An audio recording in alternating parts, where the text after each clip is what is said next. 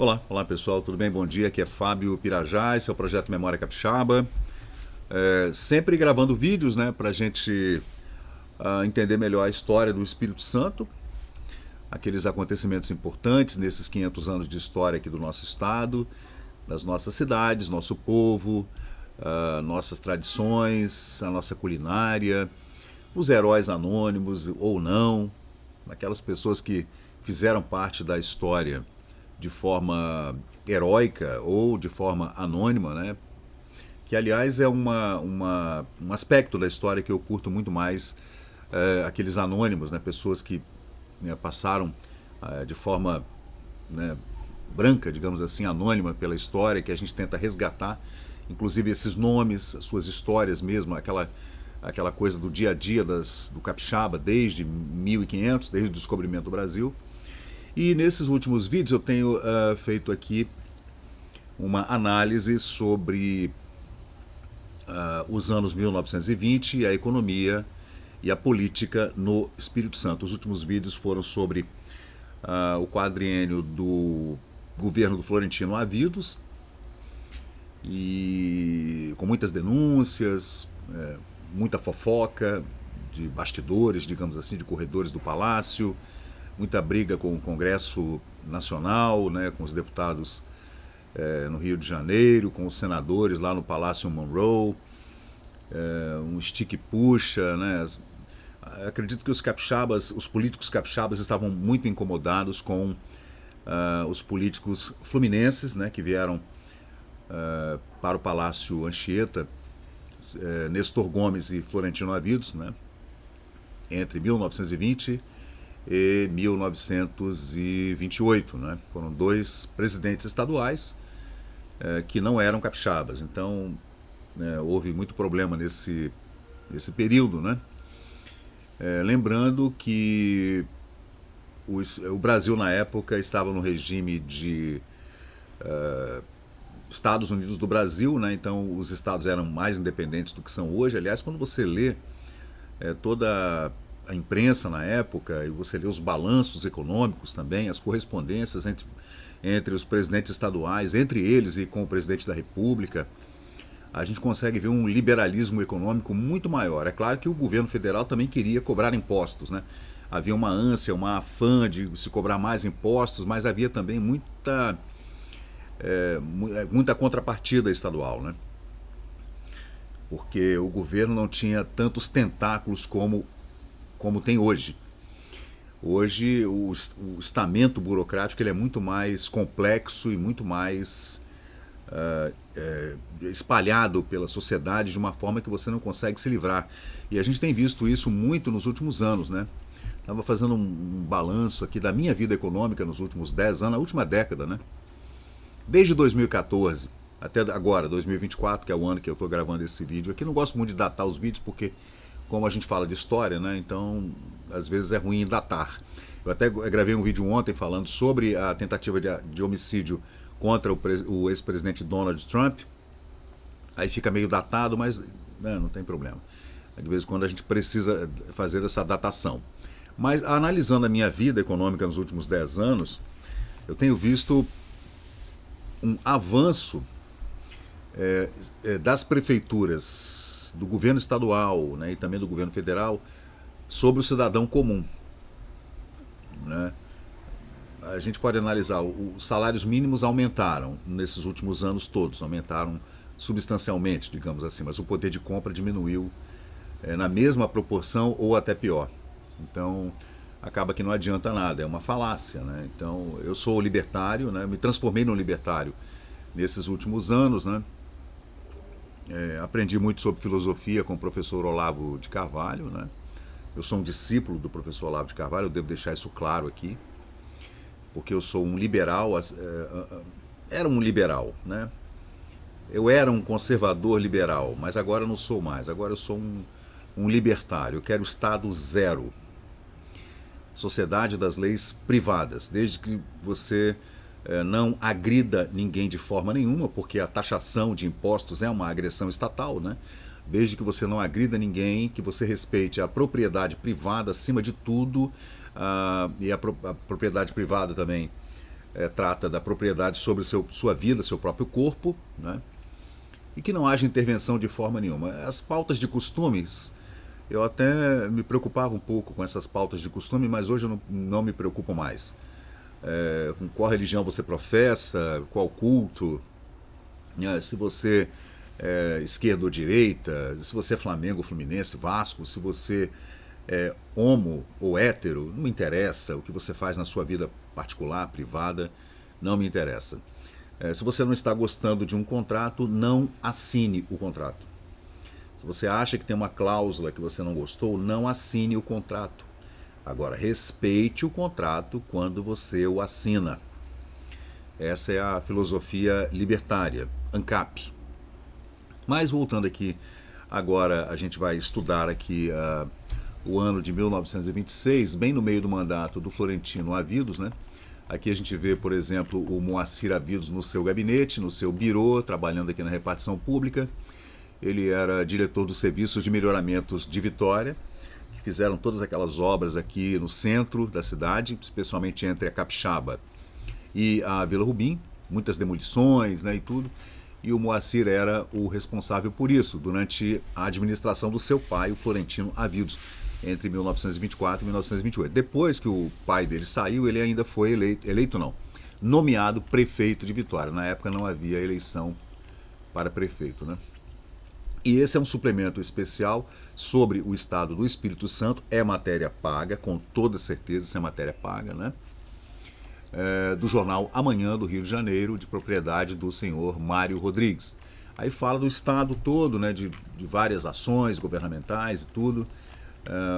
São várias páginas, né, nesse ano de 1926, pelo menos umas 20 páginas, tratando do Espírito Santo nesse período bem no meio do mandato do Florentino.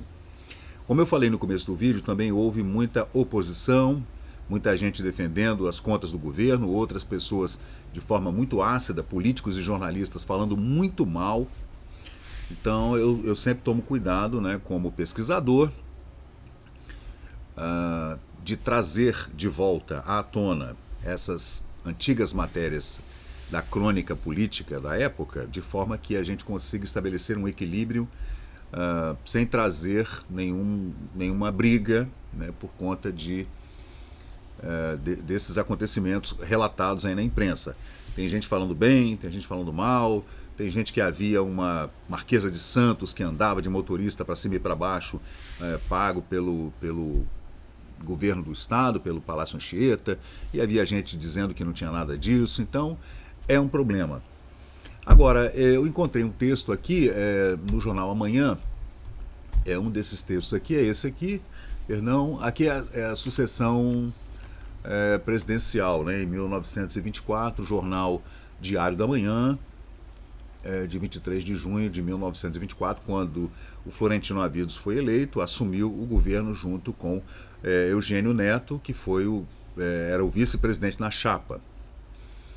Bom, havia eleição, mas na verdade era jogo de cartas marcadas, né? A gente sabe como é que funcionava esse primeiro período, essas três primeiras décadas da política no Brasil, logo depois da proclamação da República, né?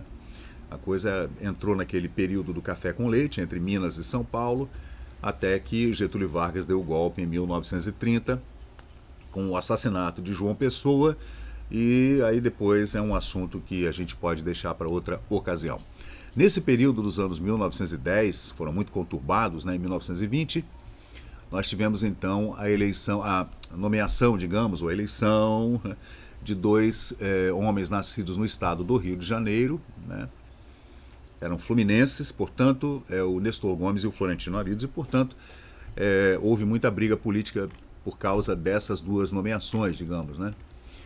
Por isso há muito embate na imprensa carioca, especialmente. Aqui no Espírito Santo era pouco, era menos. Mas no Rio de Janeiro a coisa era assim, bem aguda, né? O embate político. Mas tinha também essa matéria paga aí, né?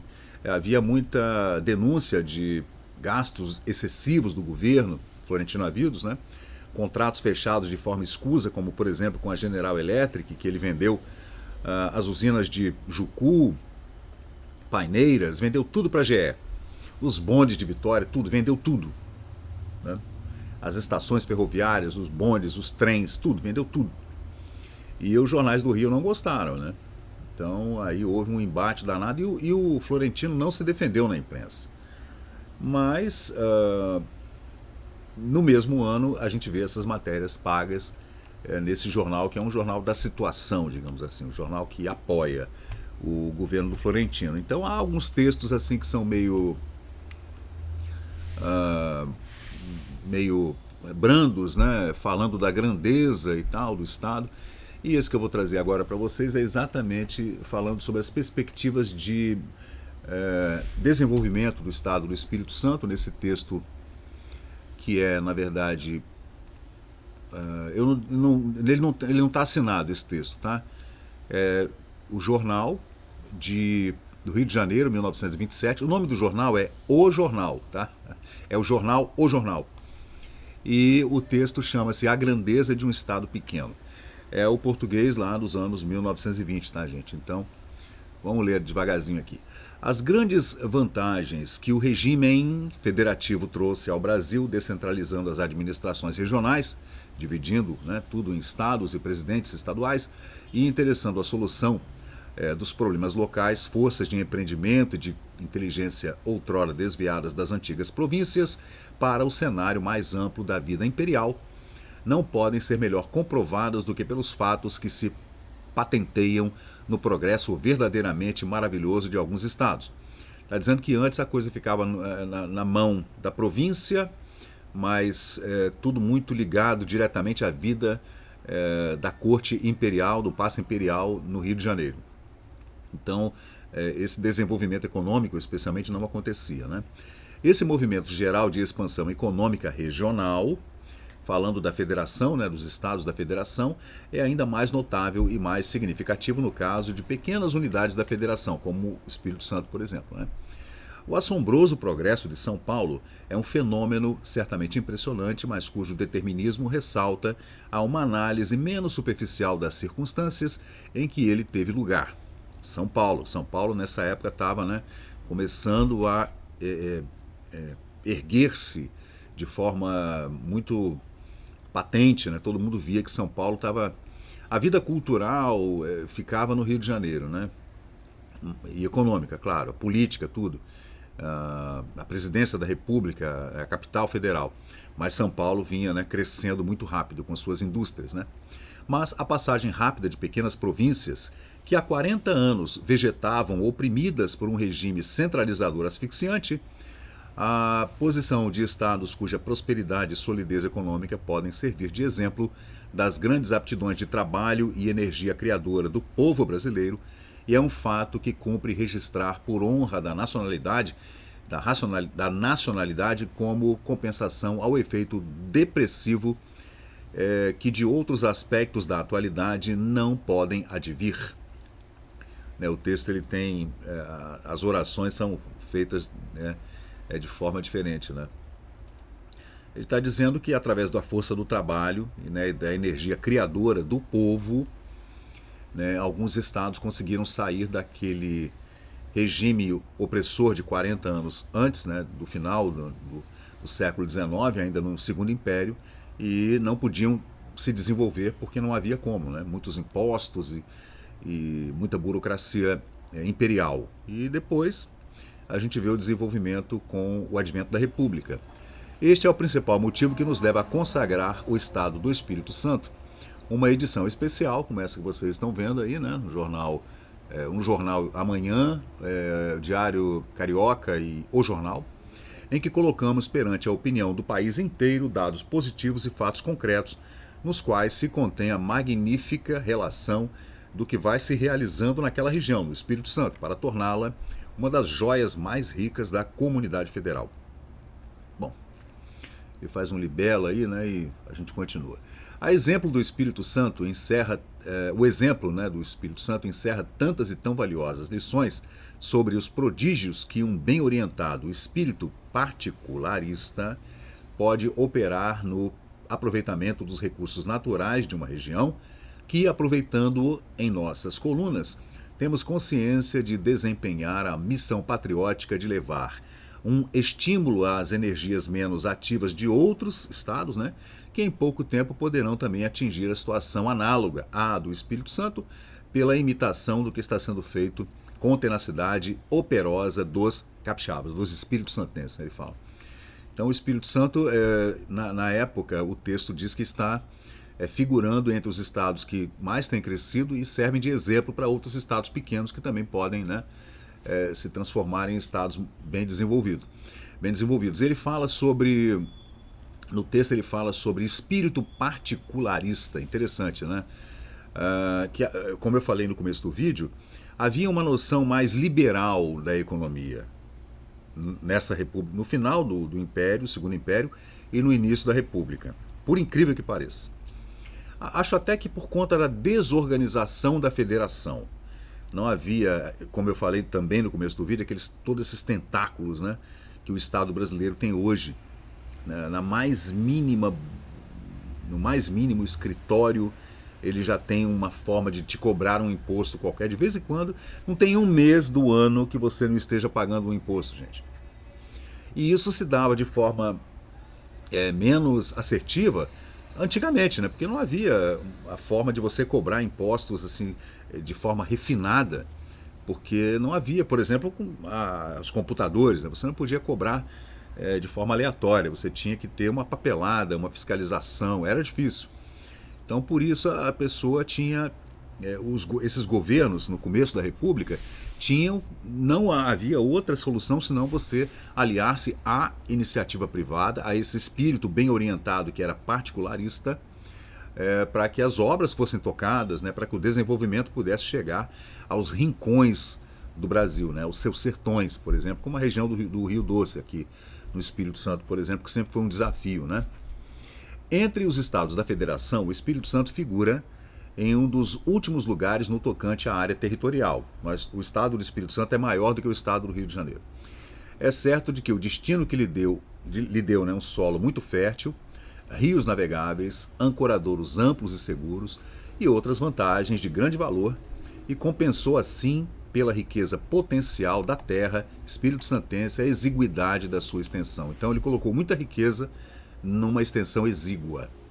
Mas, se o progresso do Espírito Santo tem uma sólida base material, naqueles fatores naturais de prosperidade, nem por isso menos admirável é o papel representado pelo homem na utilização desses recursos naturais que estavam ao seu alcance. Aí vai falar de minérios, né, de pedras preciosas, semi-preciosas, da flora, da fauna, das raízes, madeiras, do ouro, da prata, etc., né? Pelo exame dos dados contidos em vários artigos e notas que hoje estampamos em nossas colunas, o grande público vai ter a atual situação do Espírito Santo, vai ter nela uma impressão que vai surpreender, desvendando-lhe o imprevisto espetáculo de um progresso acelerado de que até agora não se tinha uma ideia exata. O primeiro fato a assinalar, num golpe de vista sobre a situação do Espírito Santo, é a relação entre a maneira criteriosa como o Estado tem sido ultimamente administrado e suas condições atuais de bem-estar e desenvolvimento material e social. Veja o cunho do texto, gente.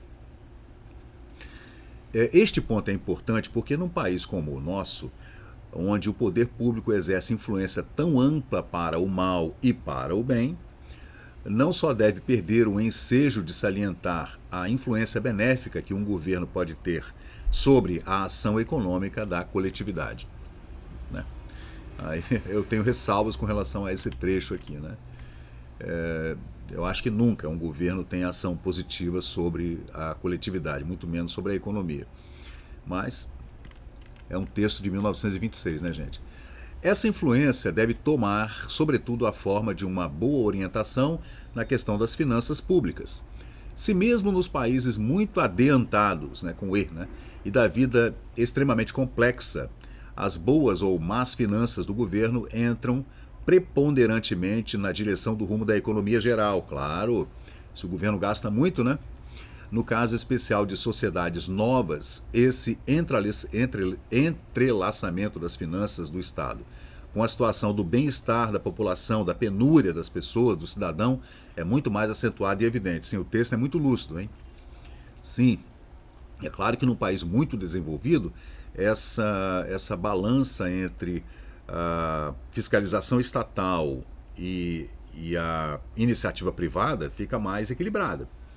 Num país que está começando, né, num estado do Espírito Santo pequeno, que está começando ainda, né, o seu desenvolvimento, essa balança fica muito desequilibrada. Pode-se, portanto, dizer que a extraordinária prosperidade do Espírito Santo é devida, em parte, à riqueza do solo e também, em parte, às aptidões trabalhadoras e ao espírito de empreendimento da população, e só pôde ter o seu esplêndido surto atual porque as finanças do Estado andam em boa ordem. Importantíssimo, né? Porque ele fala que, segundo o texto e a visão do articulista, o Estado está andando, gastando pouco. Né? O Estado anda em ordem, as finanças. Né? Não há inflação, não há déficit.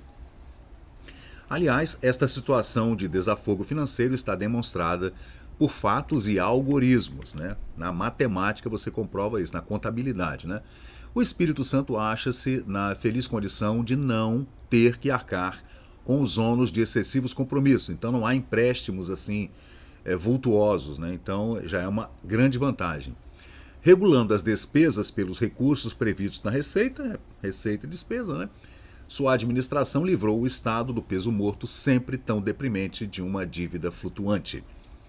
As obrigações consolidadas não são também de vulto a causar embaraços financeiros. Uma dívida interna de 6 mil contos de réis e 2 empréstimos externos resumem o débito consolidado do Tesouro do Espírito Santo. Havia um empréstimo muito grande com o banco belgo-francês, né? Que inclusive levou Moacir Avidos a uma viagem à França para tratar desse empréstimo, e depois os empréstimos com a Alemanha para a construção da ponte Florentino Avidos, ligando Vitória à Vila Velha. Né? Esses empréstimos feitos no estrangeiro, ambos na Praça de Paris, deverão em breve ser resgatados. Olha que notícia boa, né? Já estando mesmo o governo estadual a fazer preparativos para essa operação. O bom crédito com a prosperidade econômica, a expansão das rendas públicas e também a judiciosa orientação financeira da administração asseguram ao Espírito Santo, tem-lhe valido, assegurando, né, que o Espírito Santo tem ofertas de banqueiros nacionais e estrangeiros, né, para mais aporte financeiro, dispostos a lançar um novo empréstimo para o qual já se acha o governo há tempos autorizado a fazer. E foi feito mesmo, né, gente? Tanto que no final do governo há muitas denúncias de gastos excessivos nesse período, por conta das obras que até ficaram inacabadas, né? Ao final do governo do Florentino Avidos, muitas obras ficaram, inclusive as obras da Avenida Capixaba, que ficaram por terminar, pelo Aristeu Aguiar, né? Que sucedeu o Florentino naqueles 2 anos terríveis do seu governo. Mas o Aristeu também entrou no Palácio Anchieta demitindo cargos comissionados e mandando muita gente embora, diminuindo sensivelmente a folha de pagamento do Palácio Anchieta, os gastos com gasolina, automóveis, ele cortou tudo. Ele entrou cortando tudo. Foi um outro problema também, né? Talvez todos esses cortes de gastos que o Aristeu Aguiar fez entre 1928 e 1930, da ocasião do crash da Bolsa de Nova York, da ocasião do golpe dado pelo Getúlio Vargas, né, ele tenha ferido alguns sentimentos palacianos e por isso tenha caído. Né? Mas essa é outra história. Bom, voltando aqui a 1926, metade do governo do Florentino Avidos, né, essas propostas de empréstimos que o Espírito Santo estava recebendo de bancos europeus, né, embora aceitáveis, têm sido declinadas, porque criteriosamente o governo espírito-santense só deseja fazer uma nova operação de crédito quando tiver liquidado os empréstimos com a França, esses 2 empréstimos, né, em torno do qual surgiram em tempo dificuldades desagradáveis devidas, entretanto, às circunstâncias alheias ao Estado. Então, esses empréstimos acabaram prejudicando as finanças do Espírito Santo, né, nos anos 1920, por coisas que não tinham nada a ver diretamente com as decisões do Palácio Anchieta. Da análise das finanças espírito santense, podemos deduzir não só a cautelosa elaboração orçamentária dos últimos exercícios, como também a expansão acelerada da prosperidade do Estado, que vai proporcionalmente ampliando a sua capacidade tributária. Você vê que 2 ou 3 vezes o cara fala em tributo, imposto, que a expansão da prosperidade é acelerada por conta da ampliação da capacidade tributária. Sinceramente, é o tipo da retórica jornalística do cronista de economia falando sobre a arrecadação de impostos que tem que ser ampliada ou foi ampliada, por isso que o PIB aumentou e por isso que as finanças estão balanceadas. Enquanto isso, quanto mais você cobra impostos, mais você achaca o empreendedor, né, aquele que está, o capitalista, como se chamava antigamente nos anos 20, como também a população, que acaba pagando mais impostos, né? É tudo uma falácia, na verdade. Não há equilíbrio com carga tributária excessiva, né? Você vê a curva de Laffer, né? Dá para entender bem esse desequilíbrio, né, entre cobranças excessivas de impostos, né, e a desaceleração da economia. Para o exercício de 1925-26, a receita total havia sido prevista em 20 contos de réis e a arrecadação produziu 30. Então houve um superávit de 5 contos de réis, né? Então, 5 mil contos de réis. Então havia uma despesa de 20 mil, né, contos de réis, e houve uma receita de 30 mil, 31 mil mais ou menos. Então, nesse período de um ano, houve superávit na balança.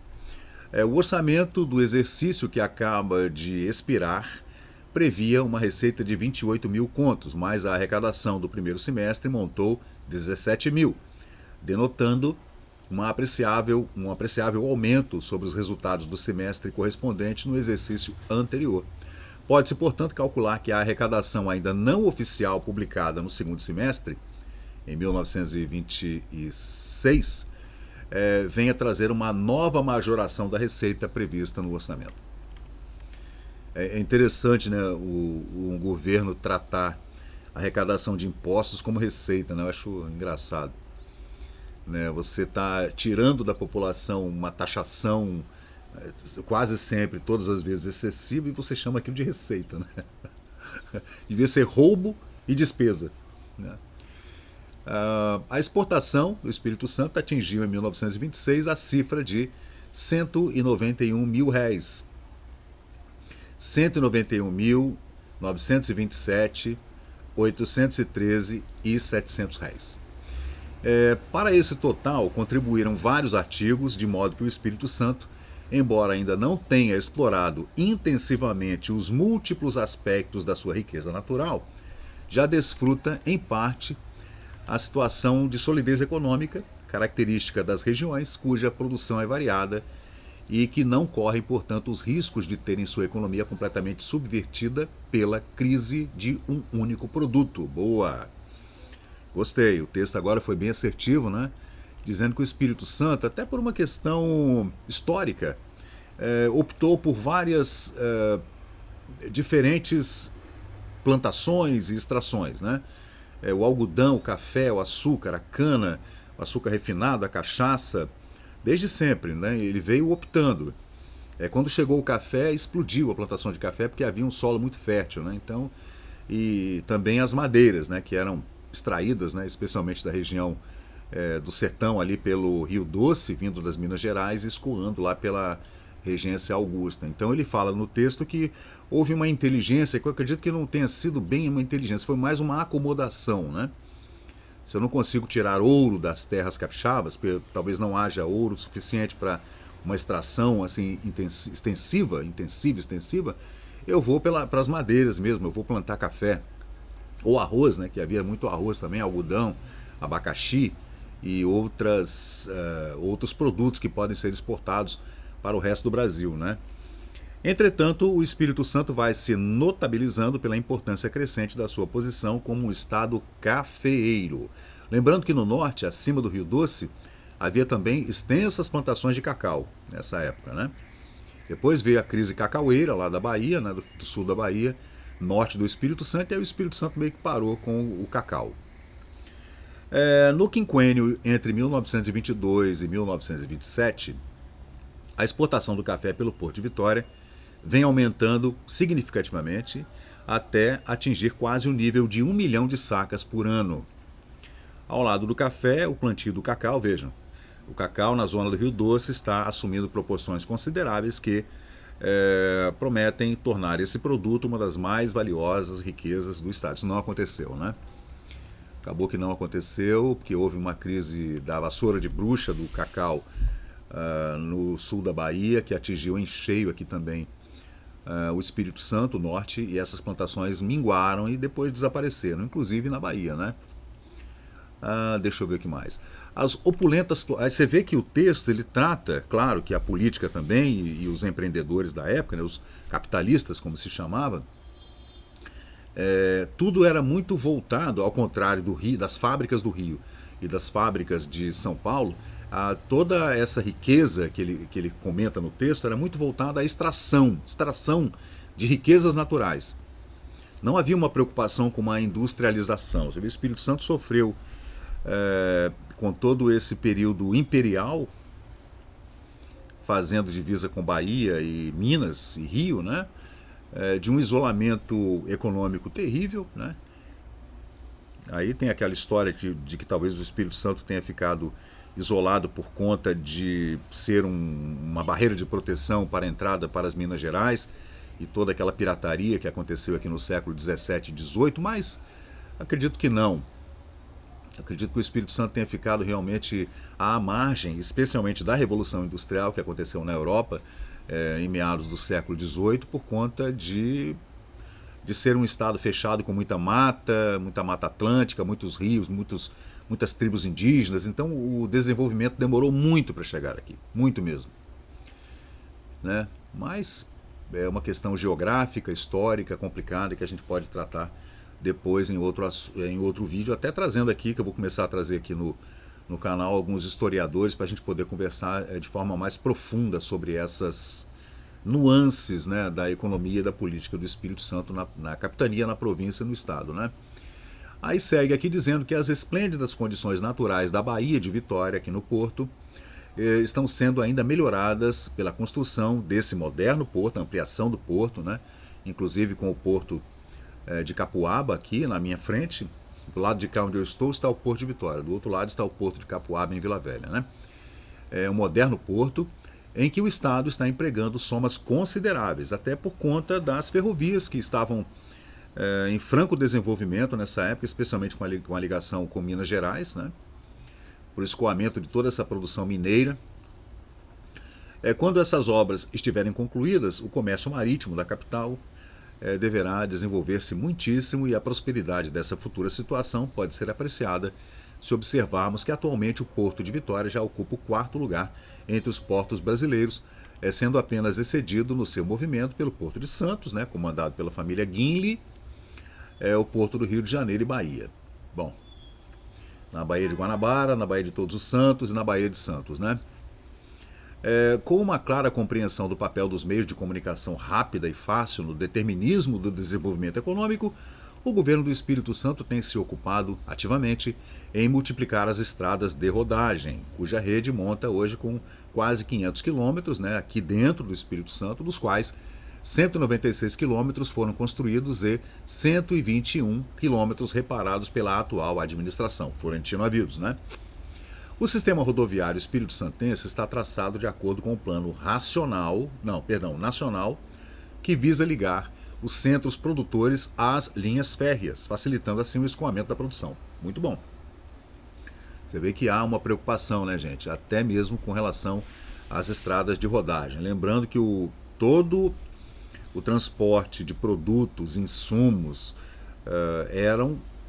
toda essa produção era transportada por meio ferroviário, né? Não era por meio rodoviário, não existia estrada para fazer esse escoamento dessa produção.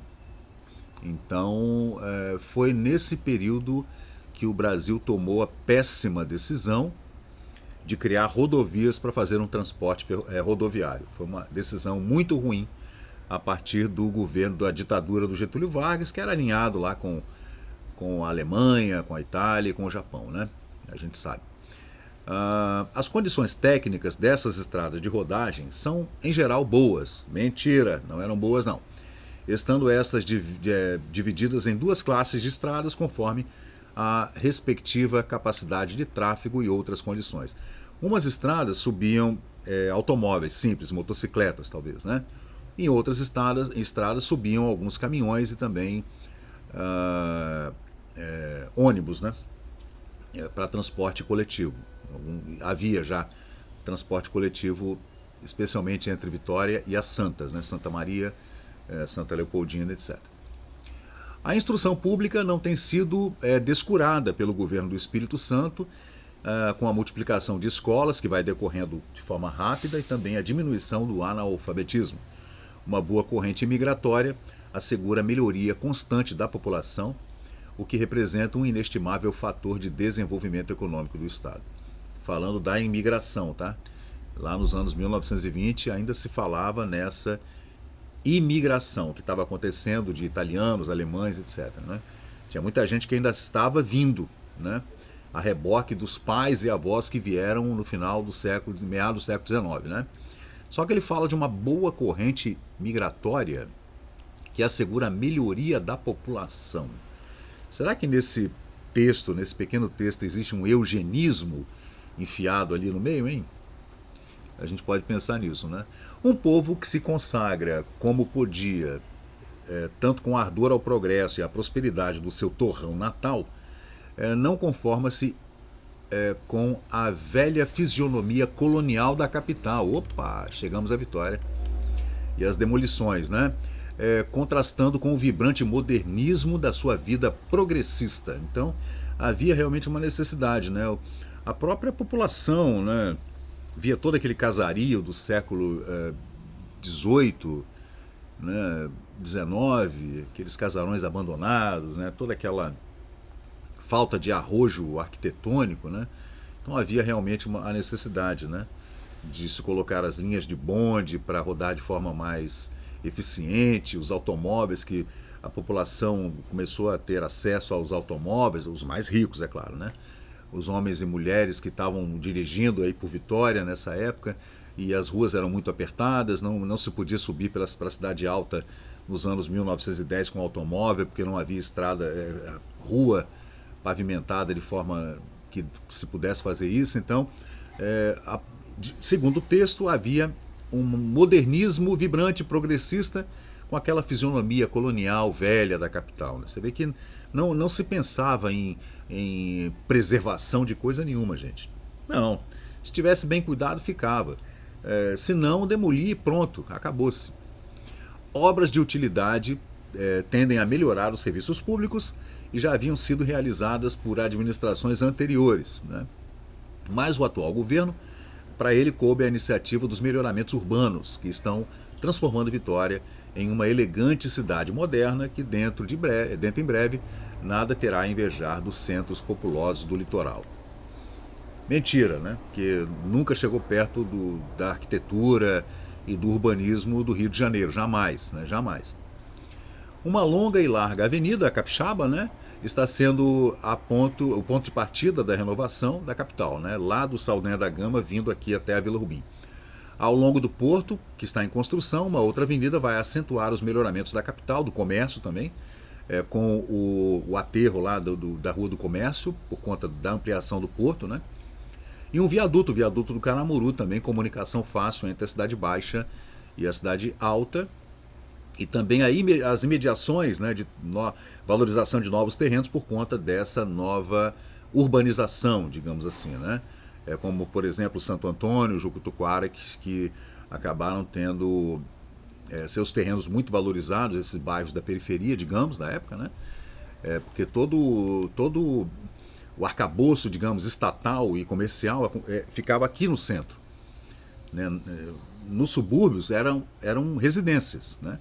Então isso foi sendo descentralizado ali pelos anos 1920.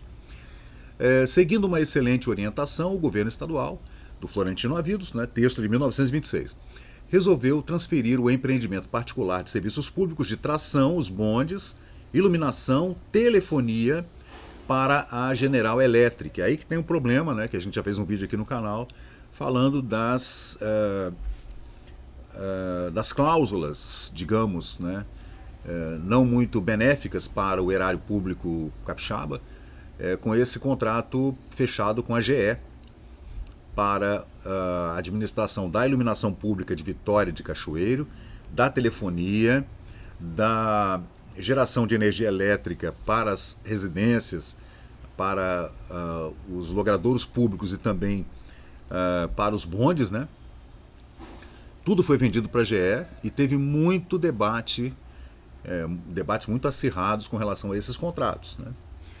Os serviços, bem como a instalação da energia elétrica em Cachoeiro de Itapemirim, passam às mãos da GE, ainda num prazo de 50 anos, tá?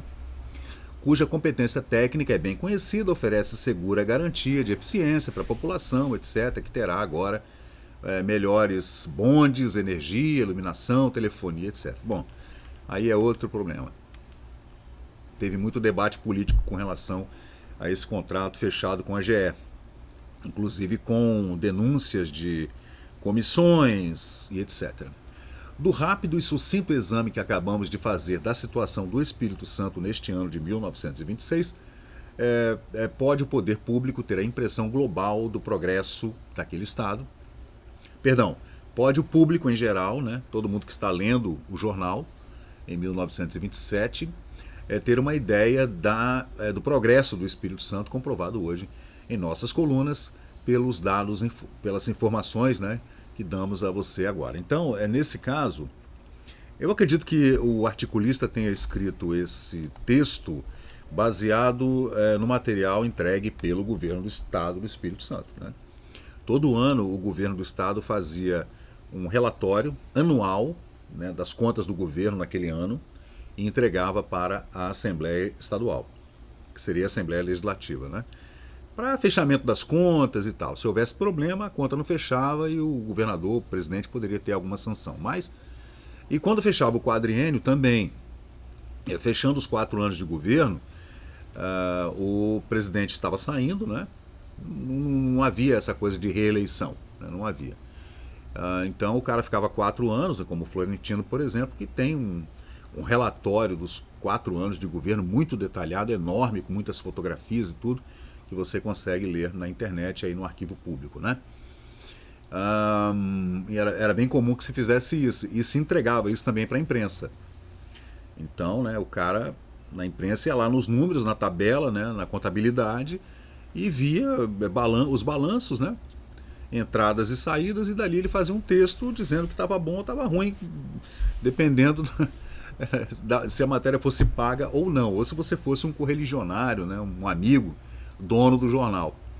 Mas ele fala que o Espírito Santo está saneado, não tem muitas dívidas e tudo. O fato essencial que queremos pôr em foco, porque ele encerra uma das mais belas e confortadoras lições da atualidade brasileira, é que um Estado com exígua área territorial, como o Espírito Santo, pela energia e iniciativa empreendedora da sua população e pela boa orientação administrativa e financeira dos seus atuais governantes, conseguiu tornar-se uma grande e efetiva força econômica que ocupa hoje, sob este ponto de vista, um dos lugares mais importantes, primeiros lugares das unidades da federação. Bom, terminou o texto. É isso, gente, é bacana, né? Bom, aí tem vários aspectos que a gente vem analisando, né?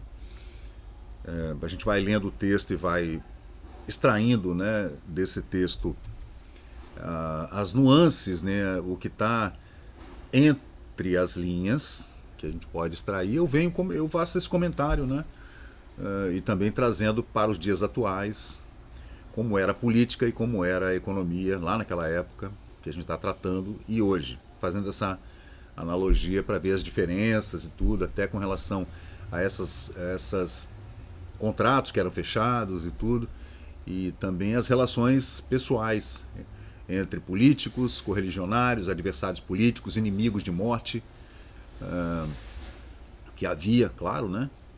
E também com relação às tratativas entre o Espírito Santo e seus estados limítrofes, Bahia, Minas e Rio de Janeiro, e claro, com a capital federal, com o seu presidente da República e tal. Havia muita amizade, por exemplo, entre o Jerônimo e o Nilo Peçanha, presidente, o Venceslau Braz, né, que veio a Vitória para a inauguração, Washington Luiz e tudo, tiveram em Vitória várias vezes, o Getúlio também, logo depois, então sempre houve uma afinidade entre a política capixaba, né, a política do Espírito Santo e o governo federal, né? Mas a gente acabou sofrendo muitos reveses e nos anos 1930 o Estado deu aquela parada e aí a gente entra em outra fase da política e da economia do Espírito Santo a partir dos anos 1930, né? Aí eu trago aqui uma curiosidade só para a gente entender a leitura dessas moedas antigas, né? Especialmente com relação aos contos de réis, né? Eu falei aquela cifra lá em cima no texto que tratava da arrecadação do Estado em 1926, nesse ano, o biênio, né? 1925-1926, foi uma arrecadação de 191.927 contos e 813.700 réis. Então é assim que a gente lê, né? Porque de vez em quando a gente tem um pouco de dificuldade. Então tá aqui, ó. Tá aqui, ó. Vou colocar em vermelho aqui para vocês verem. E vamos aumentar aqui. Então é 191 mil. Tá aqui, né? 191 mil. Opa, desculpem. Aqui. 191 mil, né? 191.927 contos, aí aqui, contos, vírgula, e 813.700 réis. Então é assim que a gente, né, que a gente lê a moeda lá dos anos 1910, 1920, em contos, né, contos de réis. Então a menor unidade monetária era réis, depois 1.000 réis, contos de réis e 1.000 contos de réis, né? Então, gente, é isso aí. Nesse período, o governador, o presidente do estado era o senhor Florentino Avidos, engenheiro, carioca não, ele era fluminense, né? E antes dele era outro fluminense, o Nestor Gomes, né? E depois do Florentino entrou na presidência do estado o senhor Aristeu Aguiar, que a gente vai trazer em outras oportunidades aqui essas histórias incríveis, e também o desenvolvimento do Espírito Santo nesse período, com abertura de estradas, eletrificação rural, estrada de ferro sendo modernizada, as estações, os bondes, iluminação pública, instalação da telefonia também, tudo pela General Electric, que já tem vídeo aqui no canal falando desses contratos do governo do Espírito Santo, com a batuta do senhor Florentino Avidos e seu filho Moacir Avidos à frente do serviço de melhoramentos de Vitória, e esses contratos com a General Electric. Se você quiser ver o vídeo está aqui no canal e você pode estabelecer as suas ideias com relação a esses contratos. Então valeu, pessoal, muito obrigado e vamos em frente. Valeu. E chegamos ao final de mais um vídeo aqui do Memória Capixaba. E se você curtiu o conteúdo, por favor deixe seu like, compartilhe aqui o nosso canal e inscreva-se para mais novidades. Até a próxima e muito obrigado por participar aqui do Memória Capixaba.